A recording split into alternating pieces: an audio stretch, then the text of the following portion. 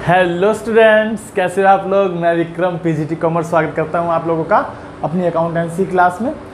बेटा, जैसे कि आप लोग जानते हैं, हमने लास्ट टाइम जो चैप्टर डिस्कस किया वो चैप्टर था हमारा admission of a new partner. और उस चैप्टर में हमने बहुत सारी प्रॉब्लम्स को सॉल्व आउट किया और उनके बेस पर हमने कुछ क्वेश्चंस भी सॉल्व आउट किए। हर एक प्रॉब्लम के हमने 2 या 3 क्वेश्चन भी सॉल्व आउट किए, जिससे कि वो चैप्टर जो है आपको समझने में काफ़ी आसानी रही होगी। और आई होप आपने जो है एडमिशन ऑफ ए पार्टनर बहुत अच्छे से कंप्लीट भी कर लिया होगा। तो आज हम लोग जो स्टार्ट करेंगे बेटा अपनी क्लास के अंदर नया चैप्टर, उसका नाम क्या रहेगा? That is retirement and death of A partner. Yes, retirement and death of A partner. या तो एक पार्टनर रिटायरमेंट ले रहा है या उसकी मृत्यु हो रही है, और उस कंडीशन में हमारे सामने क्या क्या समस्याएं आने वाली हैं, उन समस्याओं का हम यहाँ समाधान करने वाले हैं। चलिए देखते हैं आज के चैप्टर के बारे में। आज का जो चैप्टर है हमारा, वो चैप्टर रहेगा retirement and death of A partner. Chapter number 5, retirement and death of A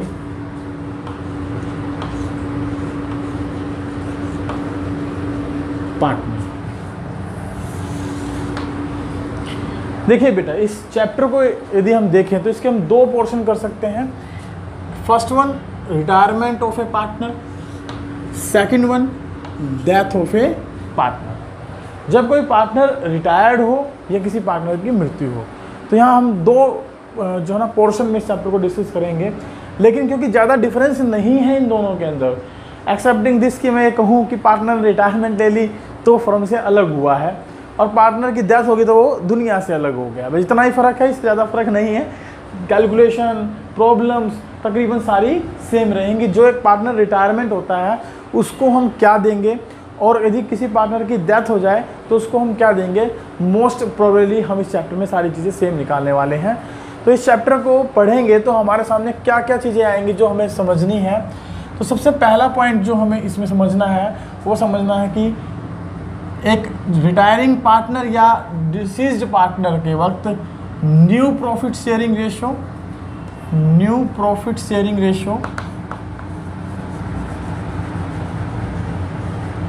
and gaining ratio की हमें ज़रूरत पड़ेगी, जो कि हमें यहाँ कैलकुलेट करना पड़ेगा। सबसे पहली प्रॉब्लम हमारी यही रहने वाली है कि हम नया प्रॉफिट शेयरिंग रेशो कैसे निकालेंगे और गेनिंग रेशो कैसे निकालेंगे। दूसरा जो हमारे सामने समस्या रहेगी इसमें, जिसको हमें समझने की जरूरत पड़ेगी, that is accounting treatment of goodwill. Accounting treatment of goodwill. हम गुडविल के अकाउंटिंग ट्रीटमेंट के बारे में समझेंगे। तीसरी जो प्रॉब्लम हमारे सामने रहेगी, that is related to accounting treatment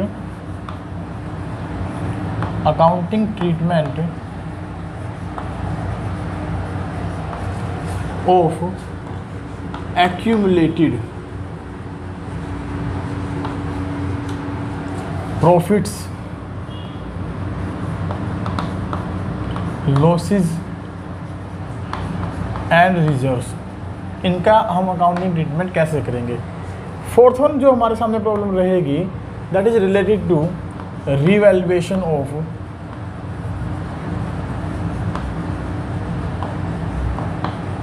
assets and liabilities. इसके बारे में हम डिस्कशन करेंगे। फिफ्थ वन हम जो पढ़ेंगे, यहाँ पर पढ़ने वाले हैं accounting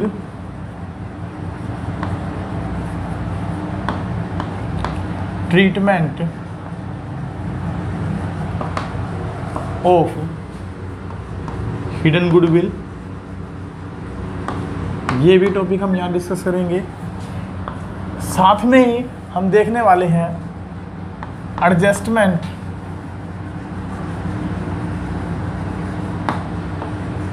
of partners capital account. Most probably अगर देखें तो ये सारी समस्याएं हमारी चैप्टर नंबर 4 में भी हम लोगों ने डिस्कस की थी, और वही समस्याएं हम यहाँ इस चैप्टर में भी डिस्कस करेंगे। तो इसके अलावा इसमें नया क्या है? तो इसके अलावा अगर मैं इसमें नए की बात करूँ तो बेटा हमारे सामने एक प्रॉब्लम यहाँ रहेगी, हम लोग समझेंगे डिफरेंस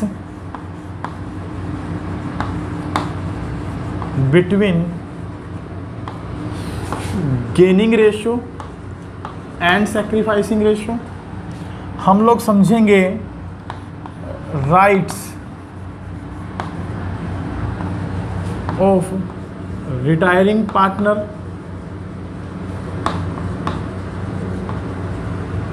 और डिसीज्ड पार्टनर। हम लोग समझेंगे adjustment of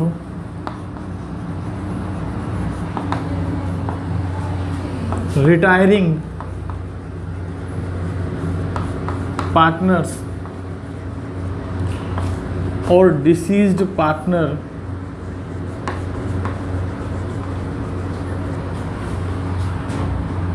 share of capital, goodwill, profits और losses on revaluation plus other items to be given. हम लोग समझेंगे how to settle the account of retiring partner और डिसीज्ड पार्टनर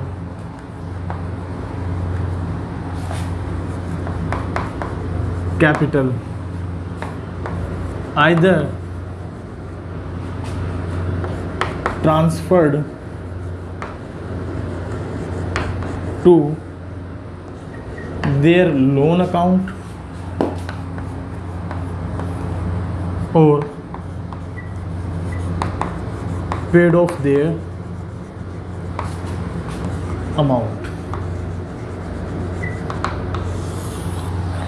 तो इस चैप्टर में हम लोग जो डिस्कस करने वाले हैं वो सारे पॉइंट्स हमारे सामने इस प्रकार से रहेंगे बेटा। अब इनमें अगर हम बात करें तो वन बाय वन स्टार्ट करते हैं।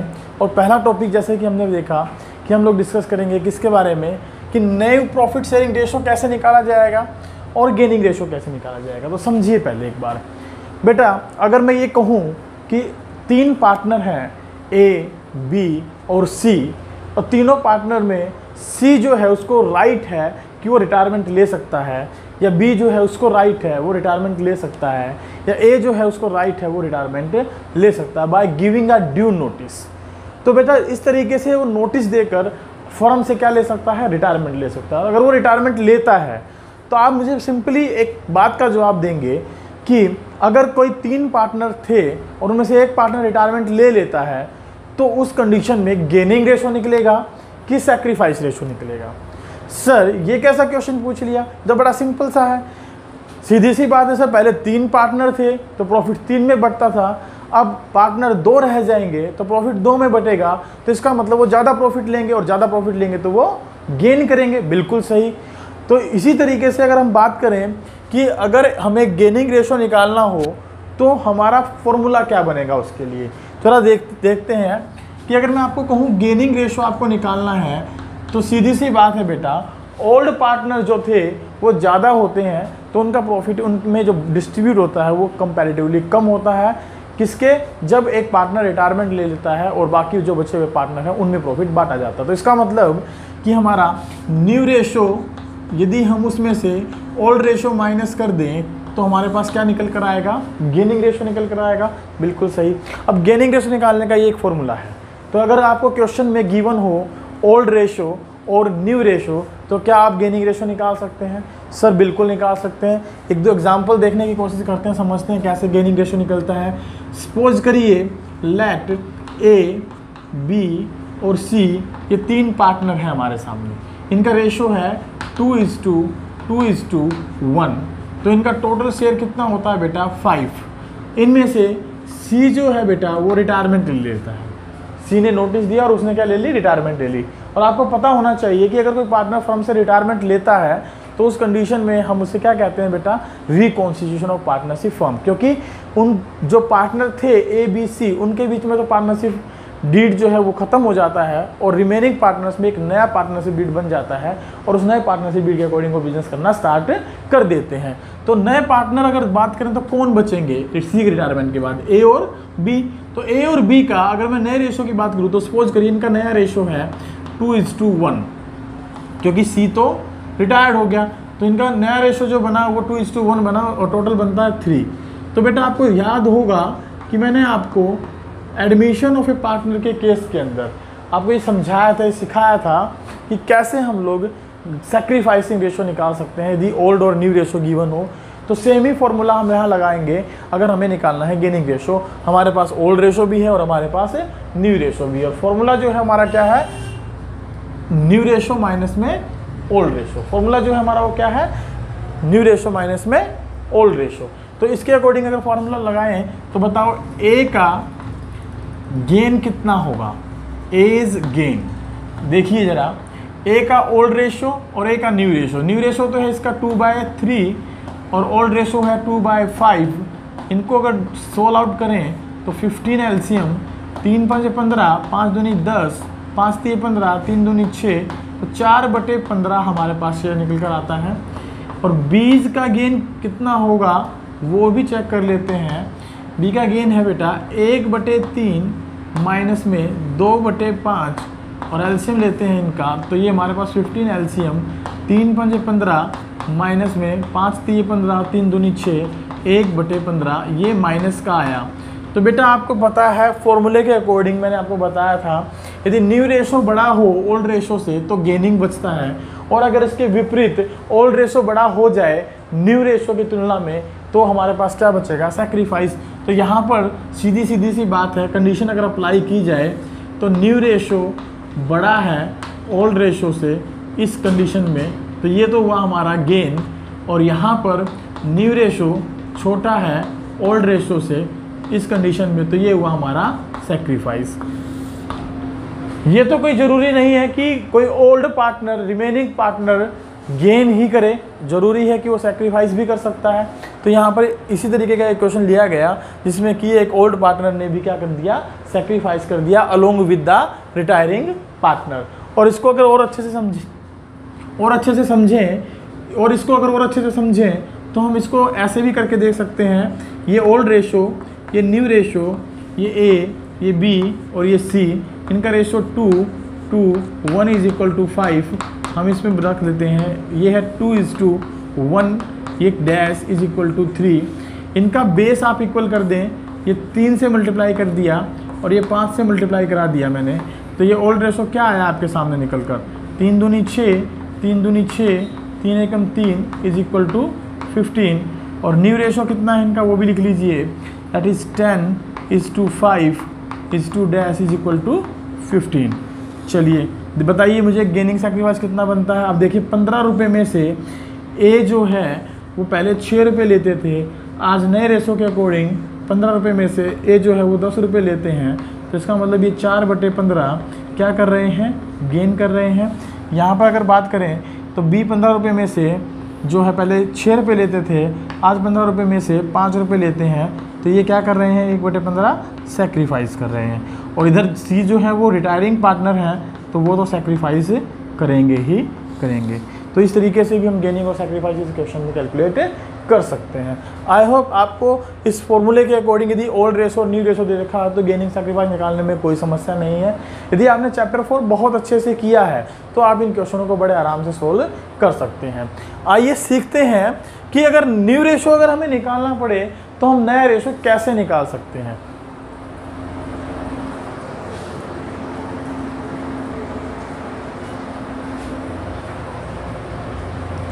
चलिए आइए देखते हैं, अगर हमें न्यू रेशो निकालना पड़े तो हम न्यू रेशो कैसे निकाल सकते हैं। देखिए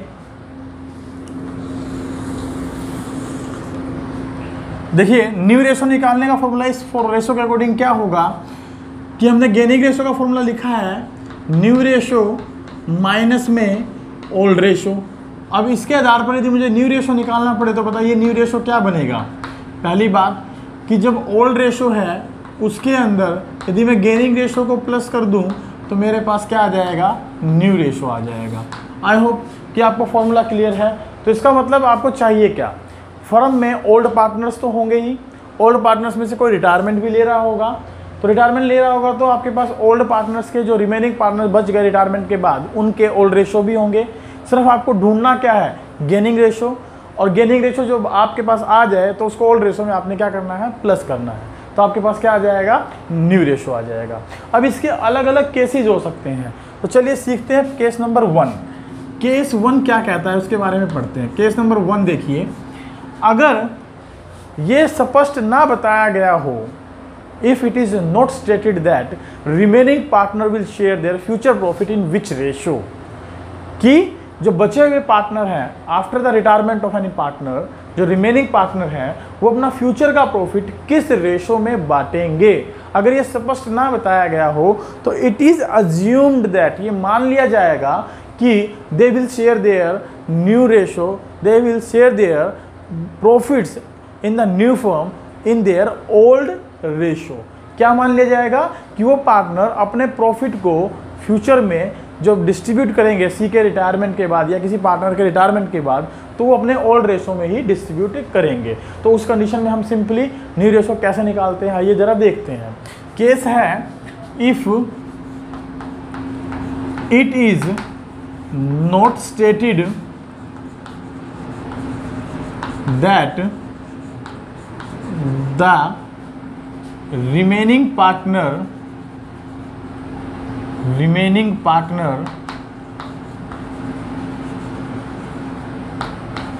will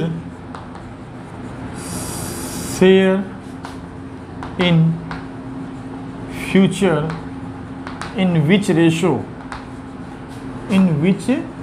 ratio, then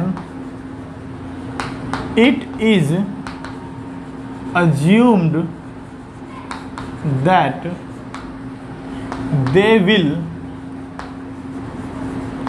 share their profits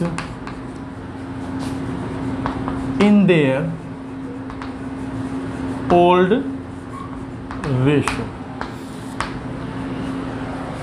जब ये गिवन नहीं है कि रिमेनिंग पार्टनर्स, किसी पार्टनर के रिटायरमेंट के बाद जो रिमेनिंग पार्टनर वो अपना ऐसा किस रेशो में बांटेंगे, तो हम ये अज्यूम करेंगे कि वो अपने ओल्ड रेशो में ही अपना प्रॉफिट शेयरिंग रेशो डिस्ट्रीब्यूट करेंगे। आइए देखते हैं एक दो क्वेश्चन इसके ऊपर कैसे बनती है बात। सपोज करिए कि let A, B, C and D, there are 4 partners जिनका प्रॉफिट शेयरिंग रेशो हमें दिया है 3:2, 2:2, 2:1, 3, 2, 2, 1, इनका प्रॉफिट शेयरिंग रेशो दिया है। अब यहाँ पर मैं केसेस लिख देता हूँ बेटा। Case number 1, if D retires, अगर डी रिटायर्स होता है तो बताइए न्यू प्रॉफिट शेयरिंग रेशो क्या होगा ऑफ ए, बी एंड सी। अगर मैं लिख देता हूँ इफ सी रिटायर्स तो बताइए न्यू प्रॉफिट शेयरिंग रेशो क्या होगा ए, बी एंड डी का। अगर मैं लिख देता हूँ इफ बी रिटायर्स तो बताइए न्यू प्रॉफिट शेयरिंग रेशो क्या होगा ए, सी एंड डी का। अगर मैं लिख देता हूँ इफ ए रिटायर्स और उस कंडीशन में आपसे पूछता हूँ न्यू प्रॉफिट शेयरिंग रेशो बताइए बी, सी और डी का क्या नया रेशो बनेगा, तो आपको नया रेशो मुझे यहाँ बताना है। तो बेटा केस देखिए क्या है, इट इज़ नॉट स्टेटेड, ये बताया नहीं गया है कि इन पार्टनर्स के रिटायरमेंट के बाद जो पार्टनर बचे वो फ्यूचर में किस रेशो में अपना प्रॉफिट शेयरिंग रेशो दिखाएंगे। अगर ऐसा नहीं बताया गया तो मैंने आपको क्या बताया है, इनका जो ओल्ड रेशो है बचे हुए पार्टनर का, उसे ही हम क्या मान लेंगे, इनका न्यू रेशो मान लेंगे। तो बताइए जरा, अगर यहाँ डी रिटायर होता है तो ए बी सी का बचा हुआ रेशो कितना है, 3 2 2। तो इसका नया रेशो क्या बन जाएगा, 3:2:2। सेम वे अगर सी रिटायर होता है तो सी के रिटायरमेंट के बाद ए बी और डी का बचा हुआ रेशो कितना है, 3 2 1। तो इसका नया रेशो कितना बन जाएगा बेटा, 3:2:1। सेम वे यदि बी रिटायर होता है तो ए सी और डी का बचा हुआ रेशो कितना है, 3:2:1। तो इसका रेशो कितना बन जाएगा, 3:2:1। एंड द सेम वे यदि ए रिटायर होता है तो बी सी और डी का जो बचा हुआ रेशो कितना है, 2 2 1। तो इसका नया रेशो कितना बन जाएगा, 2 2 1। आई होप आपको केस नंबर 1 में ही पता लग गया होगा कि हमें नया रेशो कैसे निकालना है। अब आपके पास ओल्ड रेशो है, आपके पास डी के रिटायरमेंट के बाद न्यू रेशो है, तो आप गेनिंग रेशो बड़े आसानी से निकाल सकते हैं बेटा, कोई दिक्कत नहीं होनी चाहिए मेरे हिसाब से। तो क्योंकि ओल्ड रेशो हमारे पास है, न्यू रेशो हमारे पास है, गेनिंग यदि मुझे निकालना पड़े तो मैं फॉर्मूला क्या लगा दूंगा, न्यू रेशो माइनस में ओल्ड रेशो। तो यहाँ पर ओल्ड रेशो है, यहाँ पर न्यू रेशो है, तो गेनिंग रेशो आप आसानी से निकाल सकते हैं। लेकिन फिर भी एक छोटा सा नोट आप लोगों को बताना चाहता हूँ यहाँ पर। देखिए, अगर आप ये नोट कर लें साथ साथ, बड़े काम का नोट है नोट। अगर ये नहीं बताया गया कि बचे हुए पार्टनर या कंटिन्यूइंग पार्टनर या remaining partner after the retirement of any partner, जो पार्टनर बच गए फर्म के अंदर, और ये नहीं बताया गया कि उनका फ्यूचर रेशो क्या है, और हम इस तरीके से इनका न्यू रेशो निकालते हैं, तो ये ध्यान रखिएगा कि उन पार्टनर्स का गेनिंग रेशो यदि मुझे निकालना पड़े तो हमें उसको भी बड़े इजीली तरीके से निकालने के लिए ये समझ लेना है कि उनका गेनिंग रेशो क्या होगा, their new profit sharing ratio will B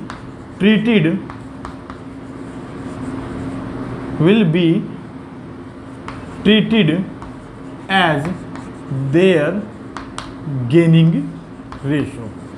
कब है ये कंडीशन बेटा, जब केस नंबर 1 है हमारे पास कि हमें ये नहीं बताया गया कि बचे हुए पार्टनर्स का नया रेशो क्या है, और हम ये मान लेते हैं कि उनका ओल्ड रेशो ही उनका नया रेशो होगा, तो हम साथ साथ ये भी अज्यूम कर लेंगे कि उनका जो गेनिंग रेशो है वो क्या होगा, जो उनका नया रेशो आया वही उनका गेनिंग रेशो होगा।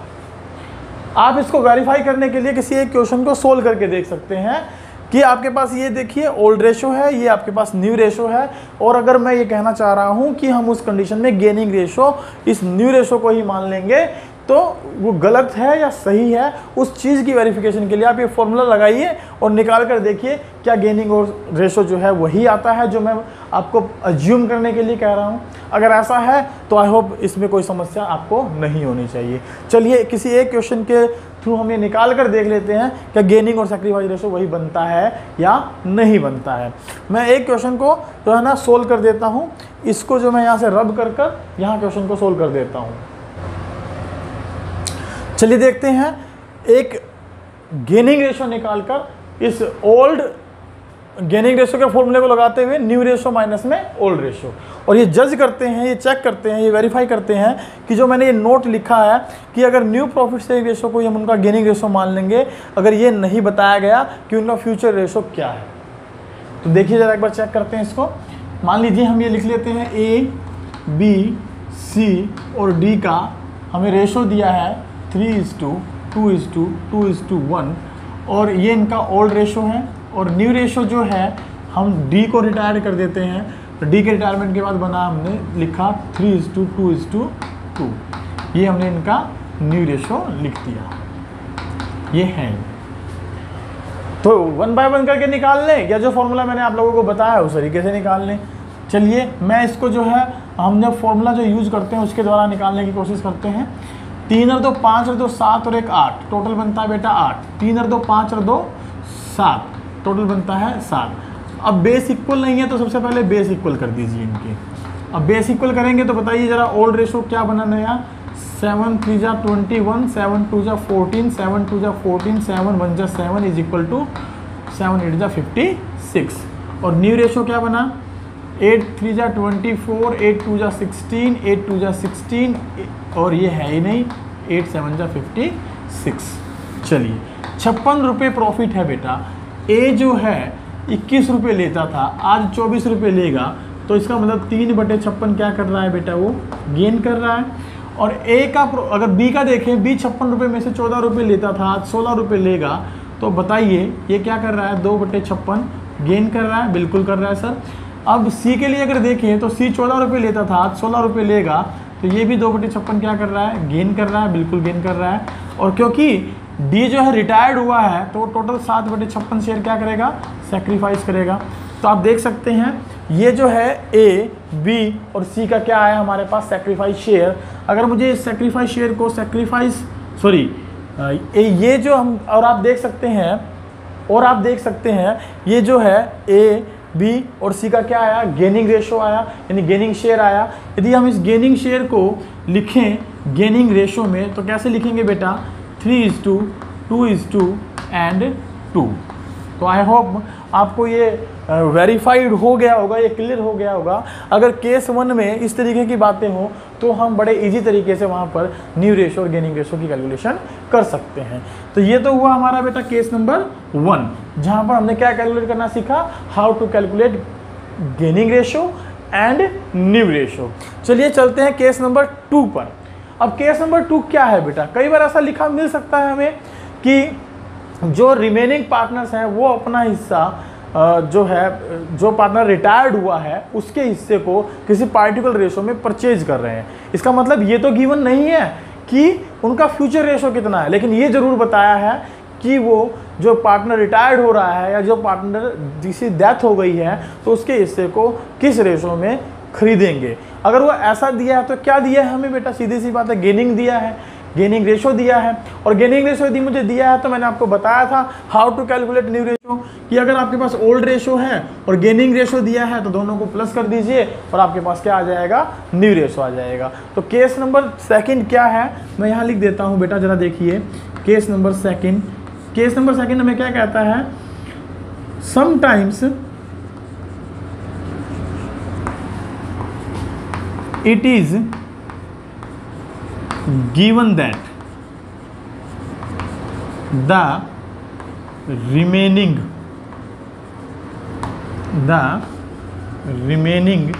or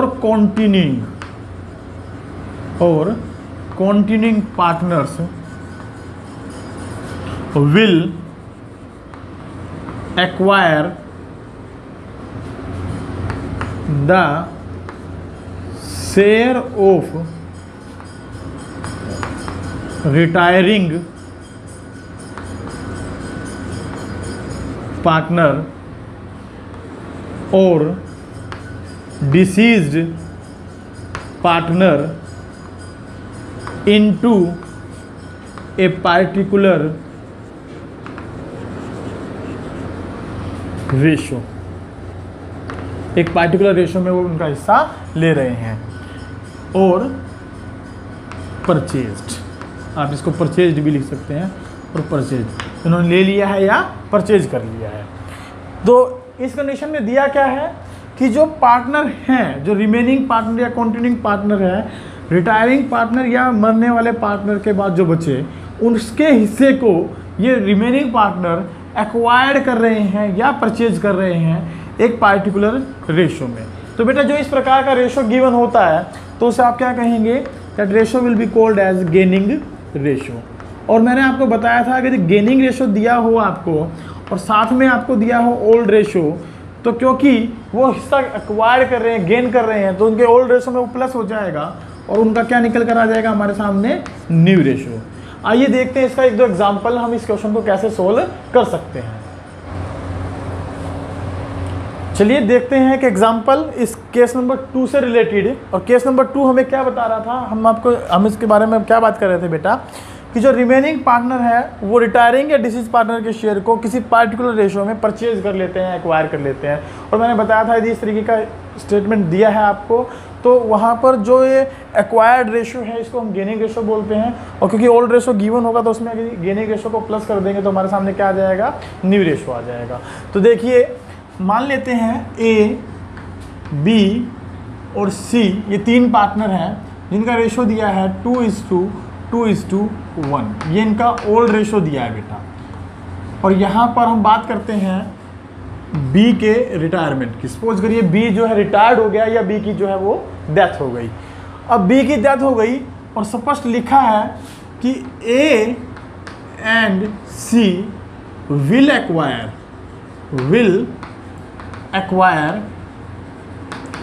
बीज शेयर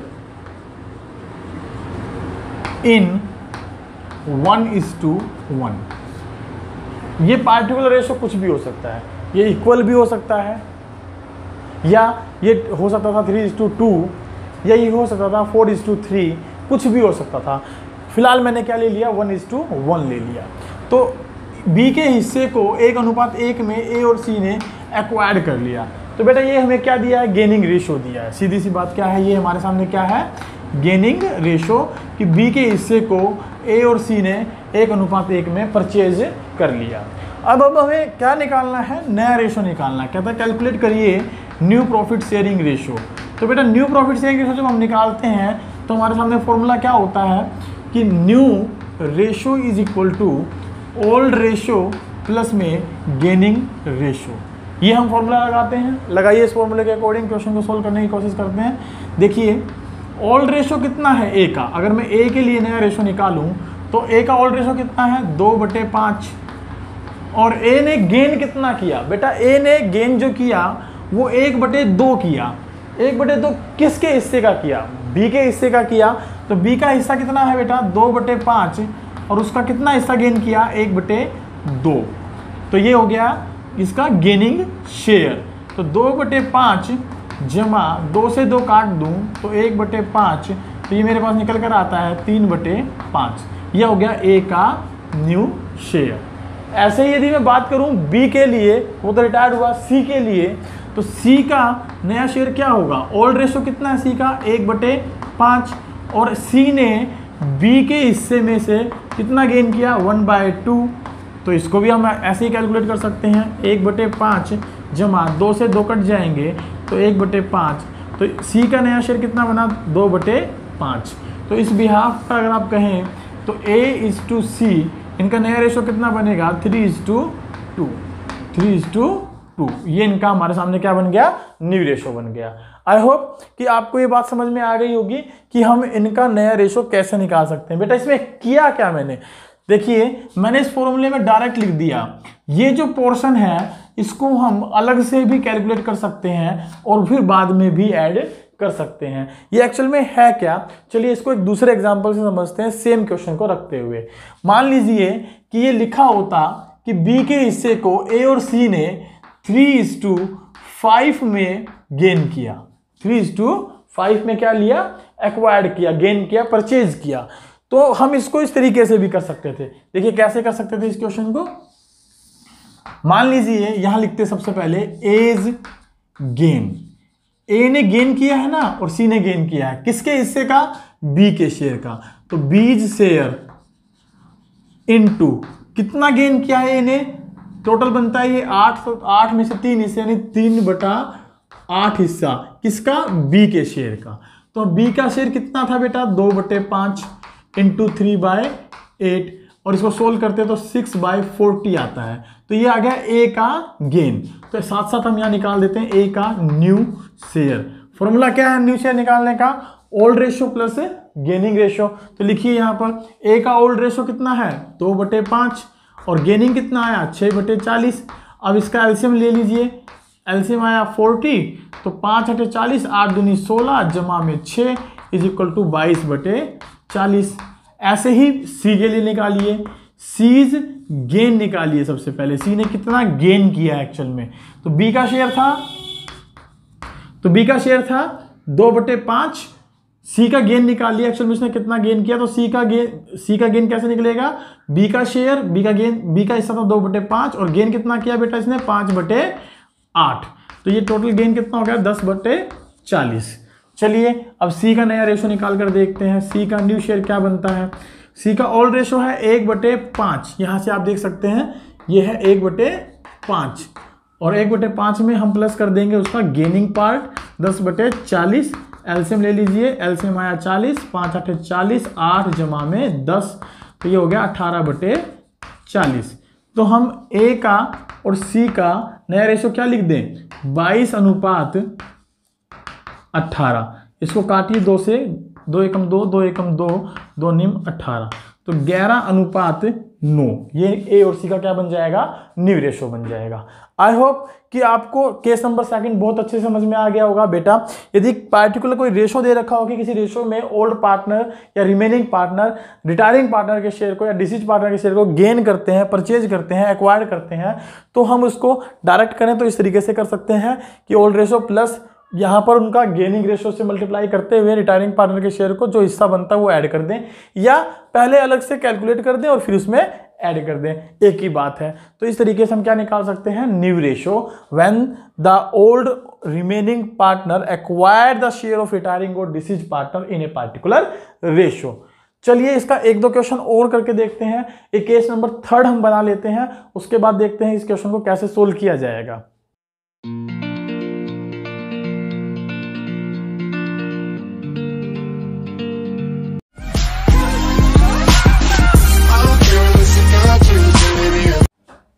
चलिए एक केस नंबर 3 और देख लेते हैं, उसके बाद जो है कुछ क्वेश्चन बुक से करेंगे और इस चैप्टर का जो ये पार्टिकुलर टॉपिक है calculating of new profit sharing ratio and gaining ratio, इसको हम यहाँ खत्म करेंगे और नेक्स्ट क्लास में हम लोग डिस्कस करेंगे फिर अकाउंटिंग ट्रीटमेंट ऑफ गुडविल। तो चलिए केस नंबर 3 देखते हैं।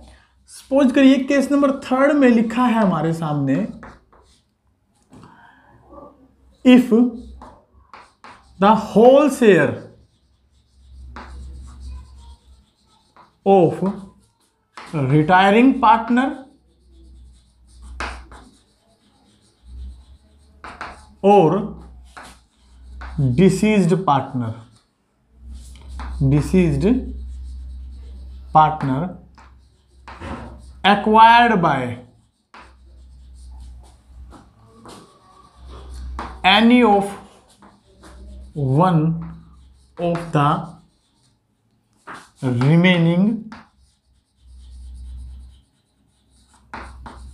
पार्टनर्स, उनमें से जो पार्टनर रिमेनिंग थे उनमें से किसी एक पार्टनर ने रिटायरिंग पार्टनर या मरने वाले पार्टनर के शेयर को क्या ले लिया, एक्वायर कर लिया। तो नया रेशो हम कैसे निकालते हैं जरा देखते हैं। मान लीजिए ए, बी और सी का रेशो है 2:1:1, टोटल होता है बेटा 4। और सपोज करते हैं यहाँ जो सी जो है वो रिटायर्ड हो गया।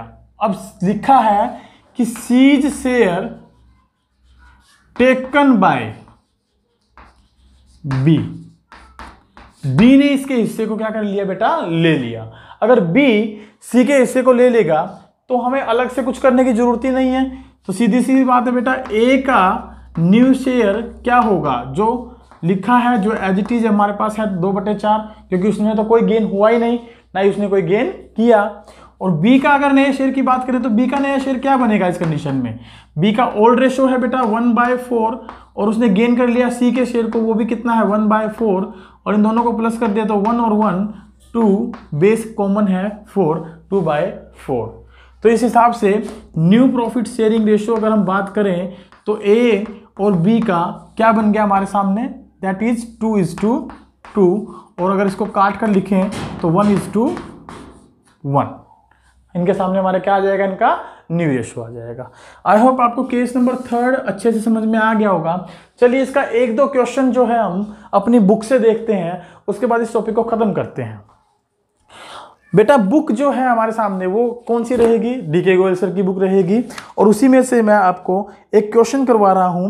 क्वेश्चन है हमारे सामने क्वेश्चन नंबर 5 का बी पार्ट, क्वेश्चन नंबर 5 का बी पार्ट, और स्टेटमेंट जो है वो इस तरीके से दी है, A B C profit sharing ratio करते हैं 1/2, 1/3, 1/6, और बी जो है इसमें वो रिटायरमेंट हुई है उनकी, और उसके हिस्से को ए एंड सी ने एक्वायर्ड किया है और एक्वायराइजेशन का रेशियो दिया है बेटा 5:3।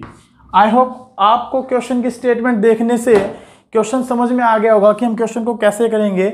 और ये क्वेश्चन केस नंबर 2 का हमारा क्वेश्चन है। तो सबसे पहले इस रेशियो को ठीक करें। एलसीएम 6 बनाए इन सभी का, तो 6 एलसीएम अगर हम बनाते हैं तो 2 तिया 6, 3 दूनी 6, 6 कम 6, तो इनका रेशियो बनता है 3:2:1। और इनका जो लिखा है कि ए और सी ने बी के शेयर को इस रेशियो में क्या किया है बेटा, गेन किया है। गेन किया है या परचेज किया है। परचेज किया है तो हमने आपको बताया था कि आप सबसे पहले क्या निकालेंगे, ए का गेनिंग शेयर और सी का गेनिंग शेयर, और जो गेनिंग शेयर आएगा वो इनके ओल्ड रेशियो में क्या कर देंगे, प्लस कर देंगे, तो इनका क्या निकल कर आ जाएगा आपके सामने, न्यू रेशियो। चलिए देखते हैं, मैं यहाँ पर सोल्व कर देता हूँ। सपोज करिए यहाँ लिखते हैं ए का गेन। बताइए ए का गेन कितना आएगा। ए ने गेन किसका किया है, बी के शेयर का। कितना, 5/8। तो बी का शेयर कितना है बेटा हमारे पास, 2/6। ये देखिए आप 2/6, ये टोटल 6 बनता है। तो 2/6 इनका जो है शेयर है बी का, और उसको उसमें से 5/8 ये गेन कर रहे हैं, और उसमें से 5/8 ये गेन कर रहे हैं। तो गेन कर रहे हैं तो इसको काट लीजिए, 2 चौक 8, तो 5/24 इनका गेनिंग आ गया। ऐसे ही सी का गेन भी निकाल लें साथ साथ। सी का गेन है 2/6 में कितना गेन कर रहे हैं, 3/8। तो 2 एकम 2, 2 चौके 8, ये आ गया हमारे पास 3/24। अब ये जो गेनिंग शेयर आया इसको इनके ओल्ड रेशो में क्या कर देंगे हम, प्लस कर देंगे, तो इनका नया रेशो आ जाएगा।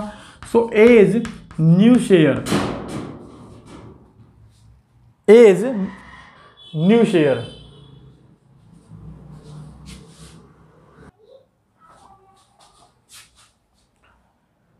तो ये जो गेन आया इनको हम इनके ओल्ड रेशो में प्लस कर देंगे, तो इनका आ जाएगा नया शेयर। तो हम लिखेंगे एज न्यू शेयर।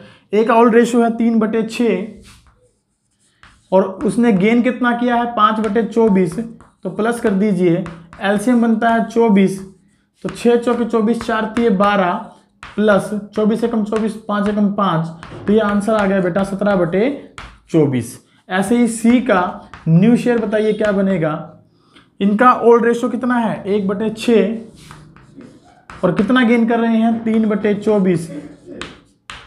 तो एलसीएम बना 24, 6 चौक 24 जमा 3 = 7/24। तो new profit sharing ratio of A:C क्या बन जाएगा हमारे सामने, 17:7। तो आई होप आपको ये जो है क्वेश्चन समझ में आया होगा हमने कैसे सोल्व किया। आइए 1-2 क्वेश्चन और देखते हैं और उसके बाद फिर इस टॉपिक को खत्म करेंगे। चलिए एक क्वेश्चन और देख लेते हैं। क्वेश्चन नंबर 7 हम देखना चाहते हैं कि क्वेश्चन नंबर 7 हम किस तरीके से सोल्व करेंगे। बेटा पेज नंबर मैं लिख देता हूँ, पेज नंबर आपका है 5.109 और क्वेश्चन नंबर 7। देखिए क्या दिया है क्वेश्चन में, पहले लिखते हैं। क्वेश्चन में दिया है बेटा PQR 3 पार्टनर हैं जिनका रेशो जो है वो दिया है 1/2, 1/2/6 और यहाँ दिया है 1/6। और इस अगर ये रेशो इस तरीके से दिया हो तो सबसे पहले आप क्या करेंगे, इसको ठीक करेंगे। ठीक करिए जरा, ये आ गया 3:2:1। ये हमारा क्या बन जाएगा, इसका एग्जैक्ट रेशो बन जाएगा। आगे दिया है R जो है that is retired, R retired हो रहे हैं और इनके हिस्से को P और Q रेशो दिया है 2:1, 2:1 में ले रहे हैं। ठीक है, यहां तक तो बात समझ में आती है, क्योंकि एक पार्टनर रिटायर हुआ है उसके हिस्से को उन्होंने 2:1 में लिया, तो पार्टिकुलर रेशो है, केस नंबर 2 अप्लाई होगा। और साथ ही साथ क्या दिया है, लिखा है कि जैसे ही R रिटायर होता है तो इमीडिएटली S एडमिट होता है, S इज एडमिटेड। अब S एडमिट हुए हैं और उनका शेयर दिया है दैट इज 1/4, 1/4 हिस्से के लिए। अब उनके बारे में लिखा क्या है वो भी देखिए। 1/4 को S किस तरीके से लेता है, S को जो 1/4 हिस्सा है वो P देता है और P और Q दोनों देते हैं। सर ये क्या बात हुई, P भी देता है और फिर P और Q दोनों देते हैं। बेटा लिखा ही कुछ ऐसा, मैं क्या कहूँ, इसमें लिखा है कि 1/3 ऑफ S शेयर तो P देता है, और जो बाकी बच गया यानी कि जो S का शेयर है 1/4, उसमें से यदि P ने जो शेयर दिया वो माइनस कर दें तो जो रिमेनिंग प्रॉफिट बचा उसको P और Q वो क्या देते हैं बेटा, वो इक्वली देते हैं। वो कैसे देते हैं, इक्वली देते हैं, इन 1:1 में। तो इसको भी अगर थोड़ा सॉल्व करके लिखें तो बताइए P ने कितना शेयर दिया, पहले 1/3 गुना 1/4, इसका मतलब 1/12 हिस्सा दिया। अब टोटल हिस्सा बनता था इसका नए पार्टनर का 1/4, उसमें से 1/12 P ने दे दिया। रिमेनिंग प्रॉफिट कितना बचा, 12 एलसीएम, 4 × 12, 3 × 3 - 1, 2/12। अब ये 2/12 जो शेयर है वो P और Q 1:1 में दे रहे हैं। इसका मतलब P कितना देगा, 1/12, Q कितना देगा, 1/12, क्योंकि बराबर बराबर दो टुकड़े कर देंगे। अब बराबर बराबर यदि 1/12 दे रहे हैं तो नेट P ने कितना दिया, P ने 1/12 पहले दिया और 1/12 अब दिया। इसका मतलब 2/12 तो P ने दिया और Q ने कितना दिया, 1/12। तो ये इनका क्या आ गया बेटा, सैक्रिफाइस शेयर। तो यहाँ कंडीशन दो प्रकार के क्वेश्चन की हो गई बेटा। एक तो पार्टनर क्या हो रहा है, रिटायर्ड हो रहा है, और एक पार्टनर क्या हो रहा है, एडमिशन ले रहा है। तो इस क्वेश्चन को यदि हम सोल्व करेंगे तो कैसे करेंगे जरा देखिए। सबसे पहले मैंने आपको बताया कि आप इनके रेशो को ठीक करें। हमने रेशो ठीक किया, फिर R रिटायर हुआ है तो सबसे पहले निकालिए P का गेन, क्योंकि P और Q ने R के शेयर को लिया। R का शेयर कितना है इसमें, 1/6।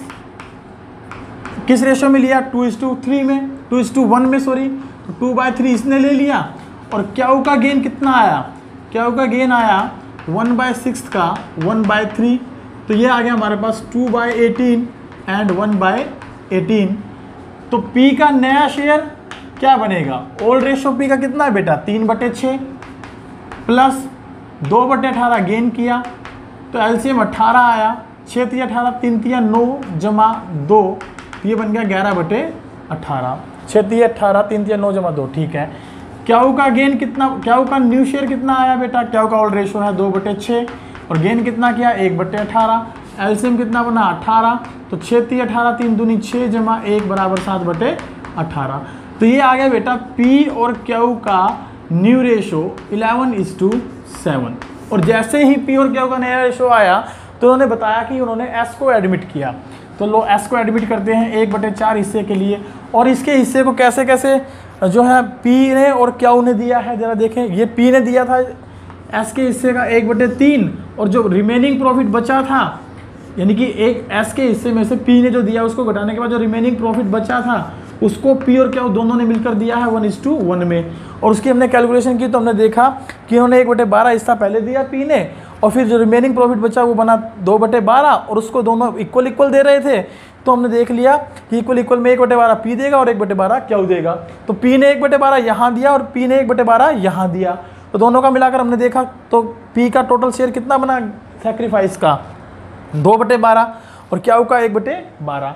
तो हमारे पास सीधा सीधा है कि P सैक्रिफाइस कितना है मेरे पास, 2/12, और Q सैक्रिफाइस कितना है मेरे पास, 1/12। तो बेटा जब पार्टनर एडमिट होता है और नया रेशो निकालना पड़े और सैक्रिफाइस दे रखा हो तो हमने फॉर्मूला क्या लगाना होता है, new ratio is equal to old minus में सैक्रिफाइस। ये देखते हैं अब इनका नया रेशो क्या बनता है। P का अगर मैं नया रेशो निकालता हूँ तो बेटा हमारे पास ओल्ड रेशो है और सैक्रिफाइस है, तो ओल्ड में से क्या करते हैं हम लोग, सैक्रिफाइस माइनस करते हैं। तो ओल्ड में से सैक्रिफाइस माइनस कर दीजिए तो P का नया शेयर आ जाएगा। P का ओल्ड कितना है 11/18 और सैक्रिफाइस कितना है 2/12। चलिए एलसीएम लीजिए, एलसीएम कितना बनता है, 18 में 36 आता है, 12 में 36 आता है, तो 36 एलसीएम, 18 दूनी 36, 11 दूनी 22 और 12 × 36, 3 दूनी 6, तो 22 में से 6 गए 16/36। ऐसे ही हम किसका निकाल लेंगे, Q का नया शेयर। तो Q का ओल्ड रेशो कितना है बेटा 7/18 माइनस में सेक्रीफाइस कितना 1/12, एलसीएम कितना आया 36, तो 18 दूनी 36, 7 दूनी 14, माइनस में 12 3 36, 3, 14 में से 3 गए, कितने बच्चे बेटा 11/36। और बताइए जरा एस का न्यू शेयर कितना बनेगा, सीधी सी बात है बेटा 1/4 हिस्से के लिए आया था, क्योंकि बेस 36 है तो 9 से गुना कराएं, 9 से भाग करें तो 9/36। तो इनका न्यू प्रॉफिट शेयरिंग रेशो क्या आया हमारे पास, किसका भला, पी का और क्यू का और साथ में एस का। ये बन गया हमारे पास 16:11:9। ये हमारा क्या आ गया इनका न्यू रेशो। आई होप आपको ये क्वेश्चन समझ में आया होगा। तो इस तरीके से हम लोग क्या कर सकते हैं बेटा, क्वेश्चंस कर सकते हैं किसके, कैलकुलेटिंग और new ratio and gaining ratio के। तो आई होप आपको जब ये क्वेश्चन सारे समझ में आ गए हैं तो अपना होमवर्क आप लिख लें बेटा। होमवर्क में आप लोगों को क्या करना है, क्वेश्चन नंबर 1 to 12 आप लोगों ने सोल्व करने हैं और इसके आगे के क्वेश्चन हम लोग कल डिस्कस करेंगे विद न्यू टॉपिक ऑल्सो। कुछ क्वेश्चन हम पहले इन टॉपिक्स के करेंगे जो हमने आज सीखे हैं और फिर नए टॉपिक के क्वेश्चन हम कल स्टार्ट करेंगे। तो मिलते हैं कल की क्लास में, तब तक के लिए थैंक यू वेरी मच। और अगर आपको मेरी क्लासेस अच्छी लग रही हों तो प्लीज़ मैक्सिमम सब्सक्राइब करिए, शेयर करिए और कमेंट्स दीजिए। और जहाँ पर भी आपको कमी लगती है प्लीज़ कमेंट के थ्रू मुझे बताने की कोशिश करिए, मैं उसमें इम्प्रूवमेंट करने की कोशिश करूँगा। Till that thank you, have a good day. और आप मेरा नंबर प्लीज़ नोट कर लीजिए, अगर आपको कोई भी समस्या आती है तो 9671925624 पर आप मुझे जब चाहें कॉल करके अपनी प्रॉब्लम को सॉल्व करवा सकते हैं। थैंक